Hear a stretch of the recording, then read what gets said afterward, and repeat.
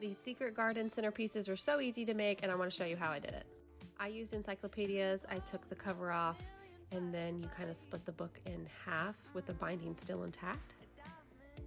Loop up 2 sides and staple both sides.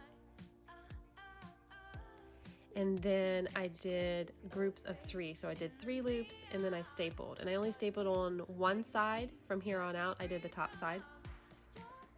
And you staple as close to the binding as possible without squeezing too hard, because you don't want to actually fold the pages. They're just kind of looped. And you just do that over and over until it's too difficult to do laying down. So then I set it up on its side and did the same thing, 3 loops, staple, until you get them all.